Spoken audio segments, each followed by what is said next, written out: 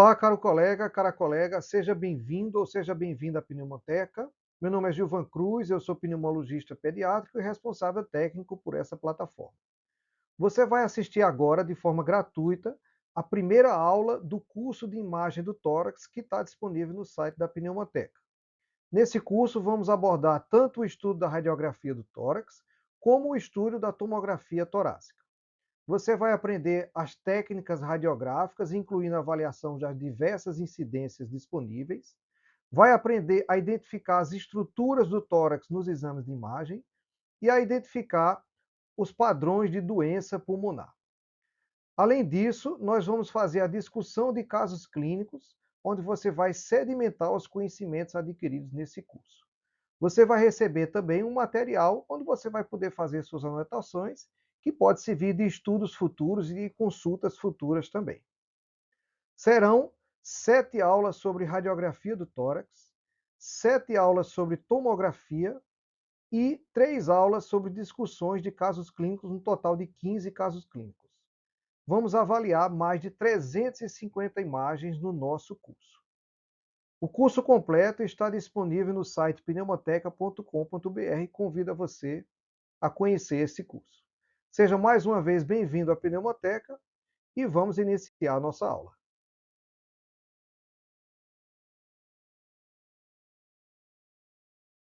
Então, falar um pouquinho sobre a radiografia do tórax. Ele é um exame de fácil realização, realizado a baixo custo e de fácil acessibilidade. Quer dizer, a maioria dos serviços, seja ambulatório, de consultório, de emergência, eles têm a radiografia de tórax à sua disposição. Então, fica um exame de muito fácil acesso e que você pode agilizar na sua conduta para o paciente. A radiografia de tórax, ela não é tão simples assim, porque ela analisa várias estruturas em um plano único. Então, você tem que saber identificar as diferenças dessa estrutura, a localização dessas estruturas, e isso dificulta um pouco essa avaliação. Por isso, tão importante esse curso para o seu desempenho no seu dia a dia como profissional de saúde.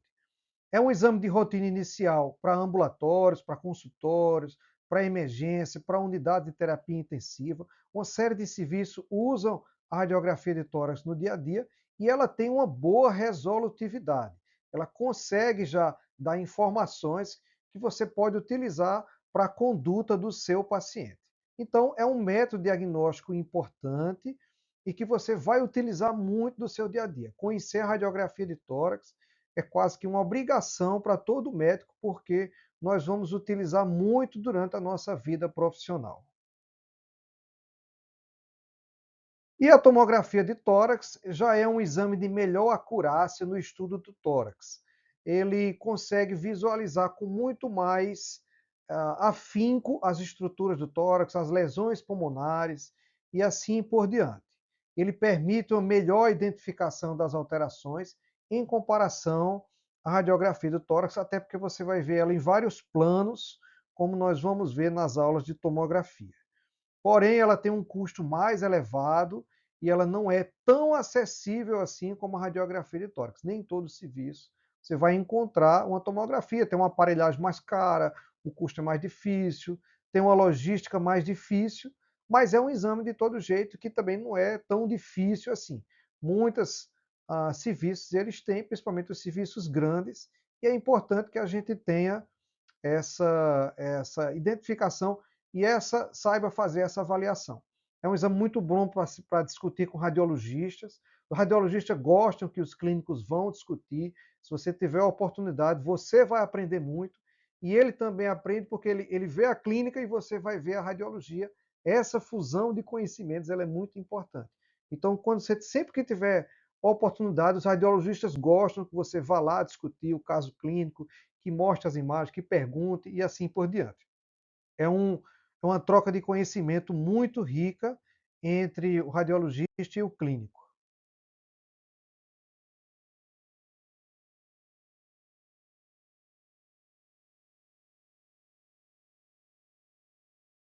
Esse slide mostra um esquema de como seria a realização de uma radiografia de tórax. Nós temos aqui uma fonte de radiação que é o aparelho do raio-x, né, que nós temos nos serviços, e ele vai liberar uma fonte de radiação que vai chegar no paciente. Essa distância entre a fonte de radiação e o paciente deve ser em torno de 1,80 m. Então a fonte de radiação chega no paciente, ele vai transfixar o corpo do paciente, pegando primeiro na região dorsal. Essa é a radiografia mais adequada, posterior anterior, nós vamos estudar isso um pouco mais à frente, mas ele transfixa primeiro pela região dorsal, depois pela região ventral e vai depositar aqui no aparelho que seria o filme onde vai ser revelada a radiografia. Essa aqui é a incidência em perfil, também a fonte de radiação, com 1,80 m, chega primeiro na região direita, vamos estudar isso um pouco mais à frente, passa para a região esquerda e, finalmente, essa radiação vai transfixar o corpo e vai chegar aqui no filme e vai revelar o exame da radiografia de tórax. Então, depois de transfixar o corpo, a radiação vai chegar no filme, como já vimos no slide passado, e ele vai ser revelado. Ao ser revelado, nós vamos identificar que vão existir tecidos com densidades diferentes. Então, vão haver tecidos em que existe uma maior radiopacidade, porque ele absorve mais radiação. Então, são tecidos de mais densidade. E na radiografia vão aparecer hipotransparentes, ou vão aparecer uma coloração mais esbranquiçada. E alguns tecidos têm mais radiotransparência, têm menor densidade, eles vão absorver menos radiação. Consequentemente, vão ter uma maior hipertransparência e na radiografia de tórax eles vão aparecer de modo mais escuro. Então, tecidos que absorvem mais radiação, têm maior densidade, vão aparecer mais brancos, e tecidos que têm menor capacidade de absorção de radiação têm menor densidade e vão aparecer com a coloração mais escura. Então, estudando aqui as densidades dos tecidos, nós vamos ter o ar como um tecido, que não é exatamente um tecido, né? Mas ele é totalmente radiotransparente. O pulmão é um tecido cheio de ar, então ele vai aparecer mais preto, ele vai aparecer mais radiotransparente, ele absorve menos radiação. A gordura, por sua vez, ele é mais radiopaco do que o pulmão, então ela vai aparecer um pouco mais branca do que o pulmão. Tecido celular subcutâneo e assim por diante. O líquido e o músculo absorvem mais radiação do que a gordura, então ele é mais radiopaco do que essa própria gordura e que também o ar, obviamente. E o tecido que tem mais radiopacidade do organismo é o osso. Ele é o que vai aparecer mais branco nos exames de imagem de tórax. Então, ele é mais radiopaco do que o líquido, o músculo e do que a gordura. Aqui nós temos uma radiografia de tórax, onde nós conseguimos ver essas diferenças de densidade dos tecidos. Veja que aqui é o pulmão ele aparece realmente mais preto porque ele tem uma quantidade maior de ar. Então ele vai ser mais radiotransparente. Nós podemos ver aqui o tecido celular subcutâneo nessa região, isso é uma criança, né? Nós podemos ver o tecido celular subcutâneo, que ele é mais branco do que o pulmão, porque ele é mais radiopaco do que esse último, tá certo? Mas podemos ver aqui o coração, por exemplo. Veja que o tecido celular subcutâneo é um pouco mais preto do que o coração. O coração é um músculo. Então, o músculo ele é mais radiopaco do que o tecido celular subcutâneo. Ele vai aparecer na radiografia mais branco do que esse tecido celular subcutâneo, que é um tecido gorduroso. E, por último, nós vemos os ossos. Os ossos são os tecidos mais radiopacos, são aqueles que mais absorvem radiação nos exames de imagem. Veja, por exemplo, aqui que a coluna vertebral, você consegue visualizar a coluna vertebral, mas ela está por trás do coração. Então, mesmo o coração estando na frente, a radiodensidade dele não é tão maior do que a do osso, e você consegue ver o osso por trás. Então, o osso é o tecido mais radiopaco que nós vemos nos exames de imagem, tanto na tomografia como na radiografia de tórax. Aqui nós vemos uma situação chamada pneumotórax. O pneumotórax é o acúmulo de ar entre a pleura visceral e a pleura parietal. Esse espaço chamado espaço pleural, ele é um espaço a vácuo, ele não tem ar. Ele tem uma pequena quantidade de líquido que serve para o deslizamento das pleuras. E olha que houve aqui uma situação chamada pneumotórax, onde houve um acúmulo de ar é, entre as duas pleuras, né? Essa é uma paciente que tinha uma tuberculose, ela fez uma cavidade, uma escavação, e essa escavação ela foi próxima da periferia e ela chegou a um ponto que rompeu ali a pleura visceral e fez uma fístula, né? Uma comunicação entre o pulmão e a pleura parietal. Então esse ar foi se acumulando e ela desenvolveu um pneumotórax. Veja que aqui está bastante preto, né? Está bem hipertransparente. Nós não visualizamos o parênquima pulmonar. Olha a diferença, aqui nós temos parênquima pulmonar, que tem vasos, que tem o próprio tecido pulmonar, tá certo? Que ele é bem delicado, mas ele está aqui. E aqui nós não temos tecido pulmonar, não temos vaso, por isso que ele está tão preto. Ele está tão preto igual, mais ou menos, às regiões que estão fora do corpo humano aqui na radiografia. Então, mostrando aqui as diferenças de densidades, só ilustrando aqui numa situação patológica que foi um pneumotórax. Veja aqui é o fígado, que ele é bem denso, né? Então ele é uma víscera, então ele tem mais radiopacidade do que o pulmão, do que o tecido celular subcutâneo, que dá para ver um pouquinho aqui. A partir de agora, nós vamos estudar a avaliação correta da técnica radiográfica. Conhecer essa técnica, ele é muito importante porque vai evitar que nós façamos avaliações errôneas quando estamos vendo a radiografia de tórax. Nós podemos identificar alguma situação patológica quando, na verdade, nós temos apenas um erro de técnica. Então, por isso que é importante que conheçamos essa técnica corretamente. Vamos iniciar averiguando como é que fazemos a identificação correta da radiografia, avaliar a incidência da radiografia de tórax, o grau de rotação da radiografia, o grau de inspiração e o grau de penetração radiográfica desse exame. Então, todas essas nuances nós vamos aprender a partir de agora.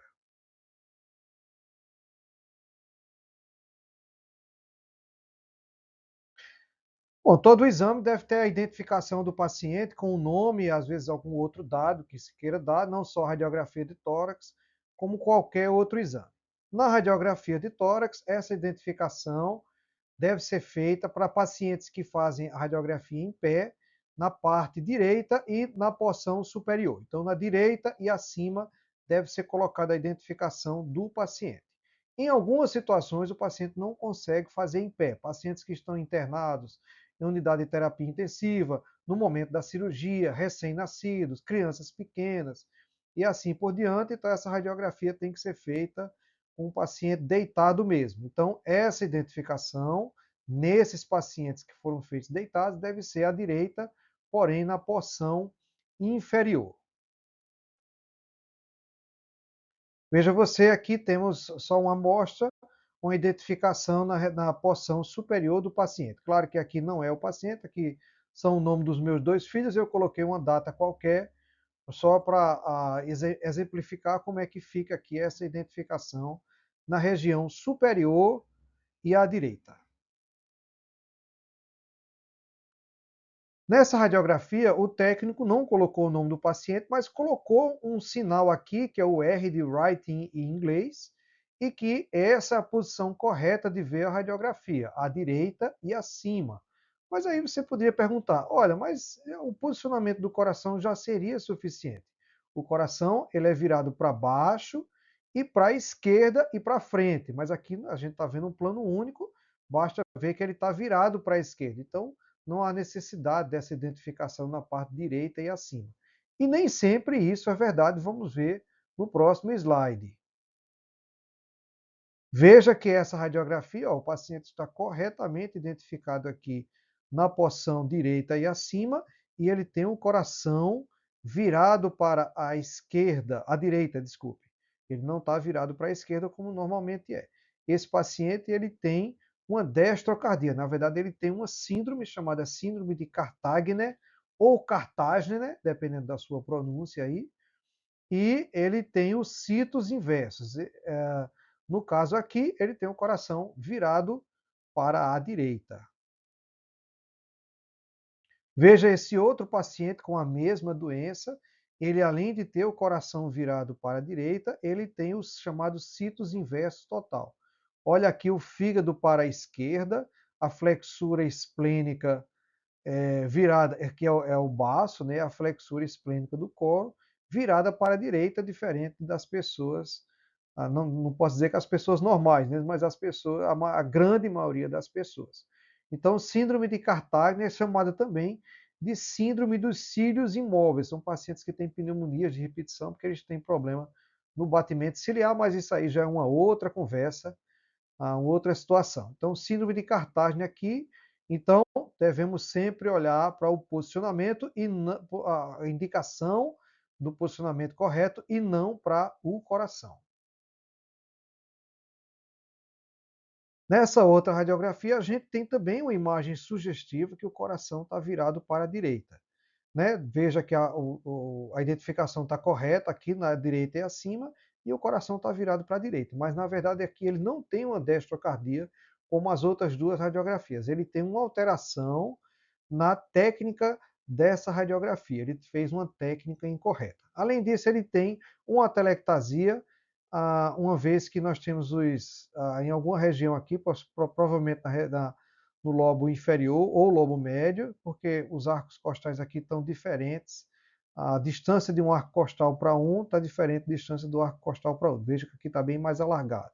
Então, essa atelectasia está fazendo com que o coração seja repuxado para o lado de cá, e tem uma outra alteração que você vai aprender daqui a pouco, que também, uma alteração na técnica, que também está promovendo essa imagem do coração revirada para a direita.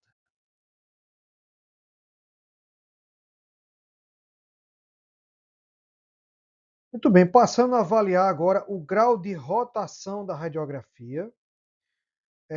Toda radiografia ela deve estar centralizada para que você possa visualizar mais facilmente as estruturas do tórax. Essa avaliação da centralização se dá pela relação da porção proximal das duas clavículas, a esquerda e a direita, com o processo espinhoso cerebral. Através dessa avaliação, dessa relação entre essas duas estruturas, nós vamos dizer que essa radiografia está centralizada ou não. Vamos ver nos próximos slides. Então, veja bem, essa radiografia aqui é uma radiografia que está bem centralizada. Nós vemos aqui o processo espinhoso e as duas porções medianas das clavículas. Vamos passar aqui um traço onde está o processo espinhoso e ver a distância de uma clavícula para esse processo espinhoso e de outra clavícula. Vejam vocês que está mais ou menos, claro que isso aqui não vai ser milímetro, mas vejam que está mais ou menos a mesma distância dos processos, das porções medianas das clavículas com o processo espinhoso. Dessa maneira, nós podemos dizer que essa radiografia está centralizada. Nessa outra imagem, ela está um pouquinho mais difícil de a gente ver o processo espinhoso, mas eu consigo ver aqui mais ou menos onde eu vou passar essa linha, e aí vamos fazer a distância de uma porção mediana da clavícula com a outra. Veja você que aqui para a direita ela está nesse tamanho e para a esquerda ela está nesse tamanho. Talvez esteja um pouquinho maior aqui na direita, mas isso também não compromete essa avaliação. É uma radiografia que ela está centralizada e você pode avaliar ela tranquilamente sobre esse aspecto. Veja nessa outra radiografia, vamos ver onde está o processo espinhoso. Vamos passar a nossa linha vermelha. Olha aqui o processo espinhoso. Estou passando mesmo no meio dele. E aí vamos olhar, fazer a distância da clavícula direita para a clavícula esquerda. E aí você percebe que essa distância para a clavícula esquerda está muito maior. Então ele está desviado. Essa não é uma radiografia que está bem centralizada. Veja que a gente quase não consegue encontrar o átrio aqui, tá certo? Então, é um desvio para a esquerda. Você parece que o ventrículo esquerdo está maior do que o átrio aqui, parece que ele não tem átrio, e assim, o átrio direito, no caso aqui. Não é isso, é porque a radiografia está rodada e você consegue visualizar menos esse átrio direito do coração. Nessa outra radiografia, vamos mais uma vez passar, um pouquinho difícil de ver aqui o processo espinhoso, mas conseguimos ver aqui, olha, e olha a distância aqui do lado esquerdo para o lado direito. Está bem maior do lado direito, então está rodada essa radiografia para a direita, e aí você vê aquela imagem ao contrário. Você parece que o coração está todo voltado para à direita, ele tem algum problema, ele tem um alargamento do mediastino aqui, que tem esses gânglios, esses linfonodos aumentados. Não tem nada disso. Ele só tem, realmente, o coração virado para a direita por causa da rotação da imagem. Isso aqui pode nos levar a conclusões errôneas quando a gente não sabe avaliar a técnica radiográfica, certo? Então não tem nenhuma outra alteração, apenas a radiografia está com a técnica errada e foi rodada para a direita. Então, mais uma vez mostrando, parece uma radiografia semelhante à anterior, mas vamos traçar as nossas linhas. Olha aqui o processo espinhoso. Vamos traçar a nossa linha vermelha. A distância para a clavícula direita, olha aqui a porção medial da clavícula direita, e do lado esquerdo ficou um pouco difícil, mas você vê que ela está aqui no meio de todas essas estruturas. Então, ela vai estar mais ou menos aqui. Veja que para a direita ela está bem maior, então está rodado para a direita. Então veja aqui que o átrio direito ficou bem mais visível, ocupando um espaço maior do que se ela tivesse centralizada. Mais uma vez, lembrando de a gente ter essa capacidade de avaliar a técnica, porque vai evitar conclusões erradas e principalmente condutas erradas. Você pode pensar que aqui tem um alargamento de mediastino quando não tem, certo? Então, é importante o conhecimento da técnica radiográfica. Essa é aquela radiografia que nós falamos anteriormente. Não sei se você lembra. Veja só, vamos passar aqui a nossa linha, onde dá até um pouco de dificuldade de ver o processo espinhoso, mas ele está aqui, ó, você consegue ver, e a clavícula está aqui. Vamos passar aqui para uma clavícula e para outra clavícula. Olha, a porção mediana está por aqui, ó, misturada nesse meio de estruturas que temos aqui. Então, ficou bem mais longe da clavícula direita, né? Associada a isso, como eu disse a vocês, tem uma telectasia aqui que desviou também quando você tem uma telectasia, ela puxa as estruturas, puxa o mediastino para o lado da telectasia. Associado a isso daí, nós temos uma técnica errada também, certo? Então o coração ficou todo desviado para a direita. Quem não está atento a isso pode pensar que esse paciente tem uma destrocardia, quando na verdade ele tem uma atelectasia junto com a técnica errada da radiografia.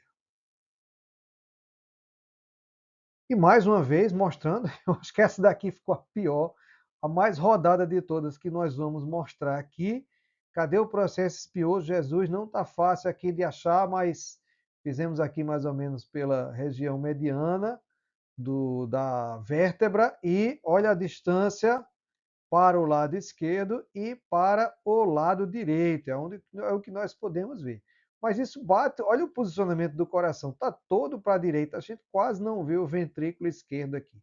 Então, radiografia bem rodada, o correto é você pedir para repetir essa radiografia, se for possível, né? Se for mais fácil fazer, dependendo também do seu objetivo que solicitou essa radiografia.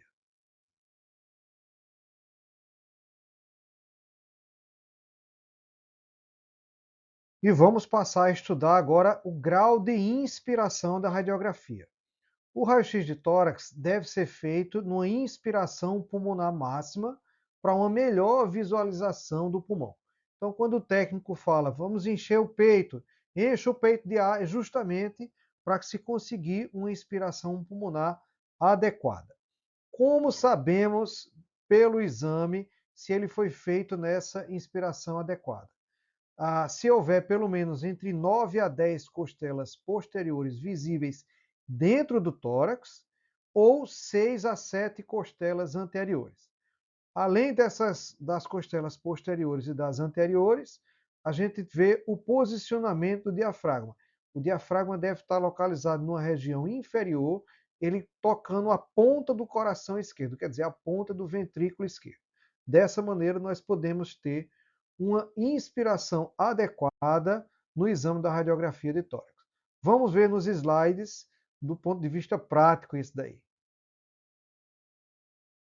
Então, essa é uma técnica com a inspiração adequada.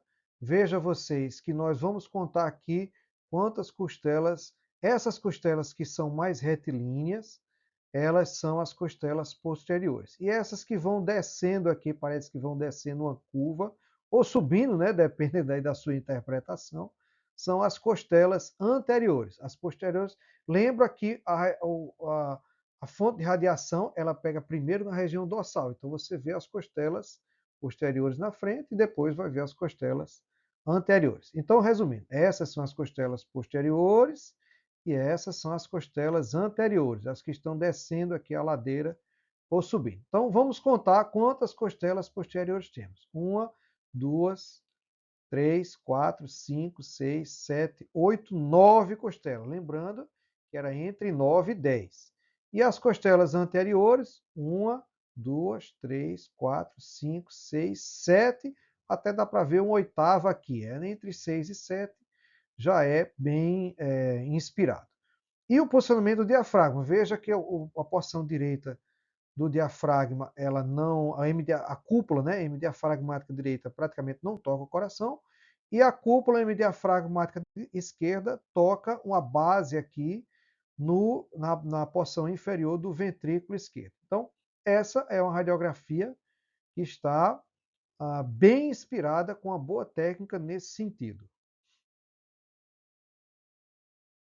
Vamos ver outra radiografia, para que a gente sempre acostume a ver essa situação. Vamos contar aqui as costelas posteriores, 1, 2, ou os arcos costais, né, que é o nome mais bonito. 1, 2, 3, 4, 5, 6, 7, 8, 9. 10 aqui ela está abaixo do diafragma, mas 9 é suficiente, né? Então já está, pelo número de costelas posteriores, está bem inspirado. Vamos ver as anteriores. Estou vendo aqui 1, 2, 3, 4, 5, 6, 7 e ainda tem um pouquinho da oitava aqui que a gente consegue visualizar. E vendo o diafragma direito, a cúpula do diafragma quase não troca o coração, e a esquerda aqui tocando a base. Uma outra situação que a gente pode ver para ver o grau de inspiração é também os espaços intercostais. Quando ele tem um espaço intercostal bom aqui, nós podemos também ser mais um ponto de ajuda, mais um item para que a gente qualifique como bem inspirado. Veja que o paciente ele ficou um pouco torto e esse espaço intercostal ficou um pouco menor do que do outro lado, mas é só um pouco, tá certo? Quando a gente tem uma alteração como uma atelectasia, essa mudança é bem mais brusca, tá certo? Uma outra radiografia também com uma boa inspiração, olha só, 1, 2, 3, 4, 5, 6, 7, 8. Dá para ver um pouquinho, aqui do lado de cá, principalmente o nono aqui, ó, tá certo? 1, 2, 3, 4, 5, 6, 7, 8 e a nona aqui em cima. Então, uma boa inspiração. Veja nessa radiografia também, os espaços intercostais estão bem amplos, né?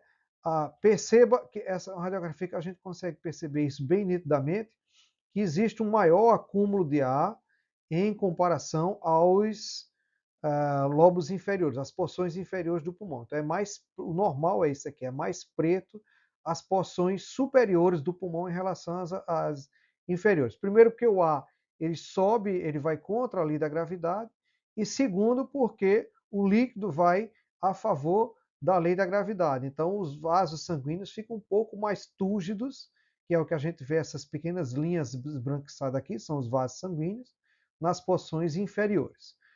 O diafragma, hemicúpula diafragma direita, desculpa, a esquerda, ela toca só a ponta do ventrículo esquerdo e o diafragma direito praticamente não toca.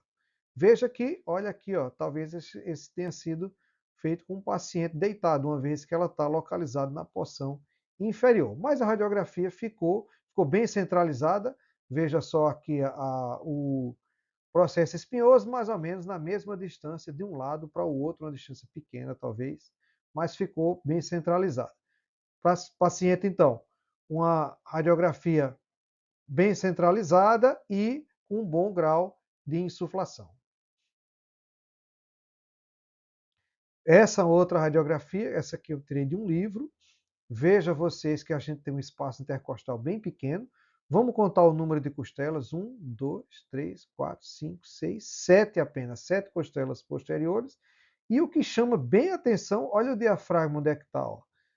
Ele está na parte esquerda, tocando na metade do coração. Se a pessoa não se apercebe que essa técnica está errada, você pode pensar que esse paciente tem uma cardiomegalia, uma vez que o coração não vai mudar de tamanho. Mas se você tem um pulmão com menos ar, ele proporcionalmente vai estar maior. Então, se não se aperceber, duas coisas podem acontecer. Você pode pensar que ele tem uma cardiomegalia ou você está vendo muito vaso sanguíneo, sei lá, que ele tem um edema de pulmão, quando na verdade ele tem apenas uma radiografia que não está muito bem insuflada. O paciente não insuflou. Talvez seja um paciente que esteja em UTI, esteja deitado, que não vai obedecer o ato de encher o peito de ar, de encher o pulmão de ar para fazer a radiografia. Essa outra imagem, que chama mais atenção, veja só, é a cúpula diafragmática na metade do coração. Você não vai chamar a atenção logo a quantidade de costelas que tem. Chamando a atenção logo de cara é a hemicúpula diafragmática na metade do coração. Vamos ver aqui o número de costelas posteriores. 1, 2, 3, 4, 5, 6, 7, 8. Lembrar que é entre 9 e 10. E as costelas anteriores, 1, 2, 3, 4, 5, 6. Ainda está dentro do normal, mas os outros parâmetros não estão, né? Ainda tem um espaço intercostal bom, mas essa cúpula diafragmática e o número de costelas posteriores mostram que essa radiografia não ficou bem insuflada. Mais uma radiografia, esse veja que é de uma criança pequena, de um bebê, né? Então, é difícil fazer uma radiografia nesses pacientes que esteja bem insuflada, mas chama a atenção aqui, ó, a hemicúpula diafragmática esquerda tocando na metade do coração, na metade do ventrículo esquerdo. Vamos contar aqui as costelas. 1, 2, 3, 4, 5, 6, 7 apenas. Dá para ter um pouquinho aqui, a oitava. Dá para ser benevolente e considerar essa oitava porque ela está dentro do tórax. Né? Mas aí um espaço intercostal menor, um coração aparentemente maior, pode-se pensar por um erro de avaliação que esse paciente tem uma cardiomegalia.